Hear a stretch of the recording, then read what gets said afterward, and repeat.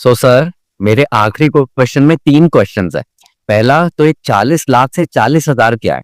तो फर्स्ट इसको एलैबोरेट कीजिए and then will move on to the next two. Okay, तो 40 लाख से 40,000 बड़ा इंटरेस्टिंग है। क्या है कि हमारे जो 8 वो हैं, ऑक्टेगन व्हील कहते हैं, आर्ट्स सब्जेक्ट्स जो हम लोग पढ़ाते हैं, वो अगर कोई भी स्टूडेंट यंगस्टर पढ़ने जाए बाहर अलग कॉलेजेस में, क्योंकि वो अपने में बहुत बड़े बड़े सब्जेक्ट्स हैं, थॉट लीडरशिप, प्रॉब्लम सॉल्विंग, तो वेब सोल्यूशन, इनोवेशन, तो ये सब करने जाए तो काफ़ी एक्सपेंसिव पड़ेगा उसे। तो बहुत ज्यादा। तो 25 से 40 के आसपास हम लोग ऐसा माना है डिसेंट कॉलेज से, मतलब मैं तो ये समझता नहीं, स्टैंडर्ड्स मेरे समझ के बाहर है, लेकिन जिनका परसेप्शन काफ़ी अच्छा बना हुआ है मार्केट में, उन वहाँ से हो सकता है हम लोग गलत हों, ये भी मैं इसकी कोई जिम्मेदारी नहीं ले सकता, लेकिन जितना हम लोगों ने रिसर्च किया फीस उसका और कॉलेजेस का, उसके हिसाब से ये फिगर मिलती। हमारा कोर्स 39,000 कुछ पे होता है, मतलब वो राउंड ऑफ करिए तो 40,000, 4 लेवल करने के बाद इतना ही खर्च हो। अब ये मत पूछिएगा अभी कि अच्छा आप उन बच्चों को पढ़ा रहे हो जो ये भी नहीं अफोर्ड कर सकते, तो उसके लिए हमारे पास और तरीके हैं। तो ये जो बच्चे पढ़ रहे हैं बहुत ही लोअर मिडिल क्लास के, लेकिन उनको पिंच नहीं कर रहा है, because we have different models, बहुत से लोग हम लोग के साथ इन्वॉल्व। तो सोचिए 40 से 40,000 कितना इकोनॉमिकल है। और इसमें एक चीज और छुपी है, 12वीं 12th के बाद वो जाएगा, फिर एडमिशन लेगा, फिर 3-3 साल के कोर्स करेगा, तो कितना टाइम, और टाइम इज मनी, वो टाइम भी जा रहा है। यहाँ ये अपनी स्कूल एजुकेशन के साथ जब स्कूल के गेट से बाहर निकला तो वो स्टूडेंट नहीं रहा, वो तो रहा ही, उसके ऊपर एक और कैप है, वो है प्रोफेशनल एम्प्लॉयबल होके निकला। अब वो चाहे एंटरप्रेन्योर बने, चाहे वो कंसल्टेंट बने, चाहे एम्प्लॉय बने, कुछ भी बन सकता है। ठीक है जी। तो ये एक कॉन्सेप्ट है जो हम लोग 40 लाख से 40,000 बोलते हैं। इसमें एक लास्ट चीज और बोल दें कि जो बहुत इंपॉर्टेंट है कि हम लोग स्कूल की रेलेवेंस बढ़ा रहे हैं। स्कूल केवल एजुकेशन नहीं दे रहा है, school complete citizen and professional बना के निकाल रहे हैं अपने गेट से बाहर। तो ये बहुत बड़ी सर्विस है कंट्री के लिए जो हमारे साथ। So we are so thankful to those principals and management members जिन्होंने इसको रिकॉग्नाइज किया, जिन्होंने कहा कि हाँ हम आपके साथ चल। तो ये हम लोग का कलेक्टिव एफर्ट, तो हम सारा क्रेडिट नहीं लेंगे, हम लोग का सबका है इसमें मिला।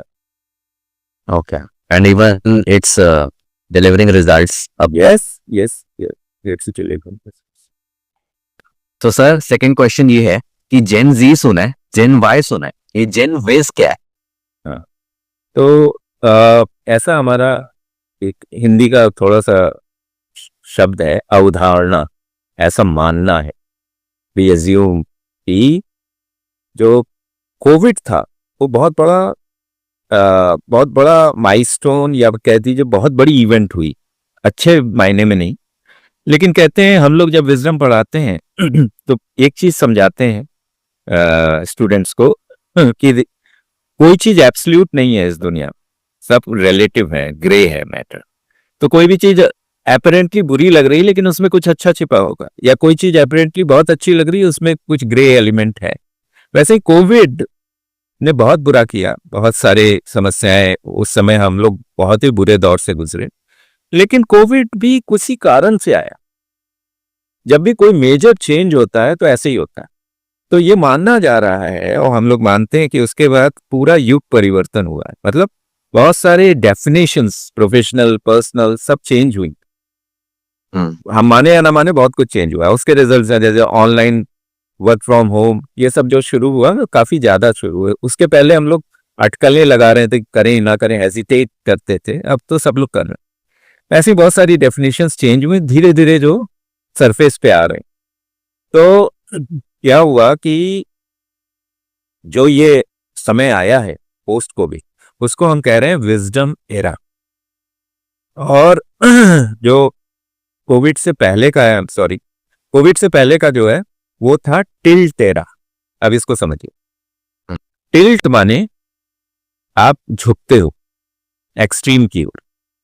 आपको मैं पसंद करता हूं तो आपकी हर चीज अच्छा बुरा सब पसंद करता हूँ, सब आपके साथ खड़ा रहूं। आपको मैं नहीं पसंद करता तो आप जितना भी अच्छा करो मैं आपके अगेंस्ट बोलता रहूं। ये टिल्ट है। और ये आप सोसाइटी में देखते होंगे, पॉलिटिकल सोशल सब जगह दिखता है। ऐसे लोग राइट ब्रेन वो होते हैं, इन्फ्लुएंस्ड होते हैं इमोशंस। तो वो इमोशंस से लोगों को चीजों को परखते हैं। ऑब्जेक्टिविटी थोड़ी पीछे चली जाती, back seat, which is not correct. दूसरा चीज, हम टिल्ट वाले लोग पर्सनालिटी को इवैल्यूएट करते हैं, एक्शंस को नहीं। जबकि गीता में भी कहा गया है एक्शंस के ऊपर जाओ, इन पूरी फुल पर्सनालिटी ह्यूमंस को ना इवैल्यूएट करो, उसमें फिर गलतियां होंगी। विजडम ये एक सिखाता है, विजडम कहता है बैलेंस करो, इंसान बढ़िया है, उसमें वही एसेट्स हैं जो सब में है। हम लोग अपने एक्शंस कभी अच्छे करते हैं कभी बुरे करते हैं, तो एक्शन पे क्रिटिसाइज करो, इवैल्यूएट करो लोगों को, ना कि उनकी पूरी पर्सनैलिटी को असैसिनेट कर दिया जो आजकल होता है। उससे क्या होता है कि सारी प्रॉब्लम का रूट कॉज यही है, टिल्ट। तो हम जो जनरेशन अब डेवलप करने जा रहे हैं, दुनिया को देने जा रहे हैं, हमारे स्टूडेंट्स वो ये सब चीजें समझेंगे। वो क्या करेंगे, एक्शंस को इवैल्यूएट करेंगे, ना कि पर्सनैलिटीज को। तो ये जो जनरेशन होगी वो विजडम जनरेशन। तो जेन विस, more sorted, more mature, even in early age, मतलब यंग होंगे लेकिन मैच्योरिटी अपने एक्शन से दिखाएंगे। तो हम कहते हैं balance thinking for rational behaviour बहुत जरूरी। नहीं तो आपको स्नेक्स, वो पॉइजन स्पीटर्स मिलेंगे, आजकल हैं। हर किसी को गालियां देना, सोशल नेटवर्किंग साइट पे बुरे बुरे चीजें कहना। What is this? हम लोग ये भूल जाते हैं हमारी रिस्पॉन्सिबिलिटी पीछे वाली जनरेशन के लिए भी, हमारे बच्चों के लिए भी है। हम फ्रीली लिखते रहे तो हम उनको इनएडवर्टेंटली, हम कैसे इन अ सटल वे या जैसे भी, हम उनको कितनी गलत सी एक शिक्षा दे रहे हैं। वो क्या देख रहे हैं, ये सब हमसे सीख रहे हैं, विच इज वेरी डेंजरस। तो ये है वे जेन विस, thought leaders. Thought leaders and balance thinkers. Okay, third और लास्ट क्वेश्चन आपके लिए ये है कि इतना बढ़िया कोर्स आपने बना दिया, इतना बढ़िया रिजल्ट से डिलीवर कर रहा है, बट व्हाट इज नेक्स्ट? आगे का प्लान क्या है? प्लान तो बड़ा सिंपल है, जैसे मैंने कहा कि ये एक्चुअली सिटीजन्स बना रहा है, सिटीजन्स प्रोफेशनल्स दोनों को बंडल करके एक यंगस्टर को डेवलप किया जा रहा है, तो वो अच्छा सिटीजन भी बने जो सोसाइटी। तो हम कहते हैं कि सोशल लीडर्स, ये जो लोग होंगे जेनविज वाले, वो सोशल लीडर्स। सोशल लीडर्स वो होते हैं जिनका एम होता है कि जहां भी हम रहें आसपास के लोगों को इन्फ्लुएंस करें अच्छी चीज के लिए, और वहाँ पे लोग जो हैं वो चीज़ों को इस तरह से देखना शुरू करें जिसमें डिस्कशंस की जो ऑप्शन है वो बढ़ जाए, स्कोप बढ़ जाए डिस्कशन का, ना कि एकदम से। वो कहते हैं ना कि मैंने पढ़ा था जब मैं NIIT मैंने ज्वाइन किया तो एक ट्रेनिंग हुई थी जिसमें एक स्टिमुलस की बात हुई थी। तो पहली बार मैंने स्टिमुलस सुना कि भाई हर एक्शन और रिएक्शन के बीच में एक विंडो होती है जो आपको अपॉर्चुनिटी देती है कि आपका रिएक्शन अब क्या होना चाहिए, सोचने का मौका। तो जितनी छोटी विंडो होगी उतने ही आप जल्दी रिएक्ट करोगे, और पॉसिबिलिटी है कि आप अपने रिएक्शन से रिग्रेट कर गलत डिसीजन ले जाओ रिएक्शन। तो जितना आप इंक्रीज करते जाओगे उतना आप थोड़ा सॉर्टेड रहोगे, आराम से सोचोगे कि अब इस एक्शन का, ये जो हुआ है इसका रिस्पॉन्स मैं कैसे दूं। तो उसी का मैंने एक बनाया OICD, observation, interpretation, comprehension and then decision. तो एक्चुअली उसी को मैंने विंडो को थोड़ा सा एक्सप्लेन कर दिया। तो ये जो जेनविज होगी ये इस तरह से होगी कि ये लोगों को इन्फ्लुएंस करेगी चीजें, और लोग एंजॉय करेंगे एक दूसरे के साथ घुलना मिलना। बहुत ज्यादा पर्सनैलिटी असैसिनेशंस नहीं होंगे, लोग एक दूसरे को हेल्प करेंगे कि भाई कैसे एक्शंस अच्छे किए जाएं, कलेक्टिव एनर्जी की ओर जाया जाए। ये एक और अच्छा वर्ड है कि अभी हम लोग इंडिविजुअल एनर्जी पे चल रहे हैं। मैं आगे बढ़ूं, मेरा चैनल आगे बढ़े, मैं नाम कमाऊं, मैं पैसे कमाऊं, तब होगा कलेक्टिव एनर्जी, हम पे आएगा। तो ये जो जेनविज है ये करेगा। दूसरा काम करने का तरीका बदलेगा, बिजनेस को देखने का तरीका बदलेगा, बिजनेस करने का तरीका बदलेगा। जैसे कि अभी एक छोटा handful of people are governing and they are controlling most of the activities across globe. पैसा उनके पास ज्यादा कंसंट्रेटेड है, वो डिस्ट्रीब्यूट होगा इक्वली, नीचे लोगों के पास आएगा।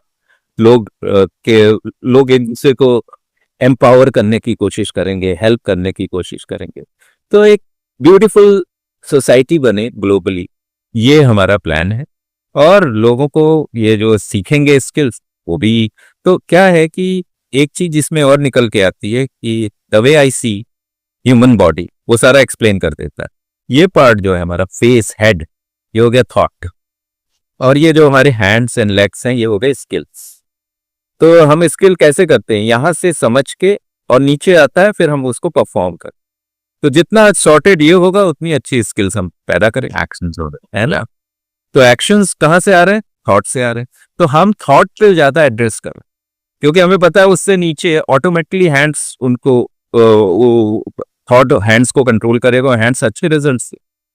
ठीक है जी, तो ये प्लान है, और सिंपल प्लान है कि किसी ना किसी तरह ये जो जेनवीज हैं ये आगे बढ़े और हो, खूब सारे हों, जैसे वर्ल्ड में थोड़ा सा चेंजेस दिखे। तो ये प्लान, तो इसी को ग्रो करना। अभी इंडिया में तो बहुत सारे, इंडिया में कितने 9 to 12 वाले स्टूडेंट्स हैं, अभी सब एक्सेसिबिलिटी सबके पास होनी चाहिए, क्योंकि क्वालिटी एंड अफोर्डेबल प्राइस दोनों हमने रखा है ज्यादा से ज्यादा लोगों के पास पहुंचने की।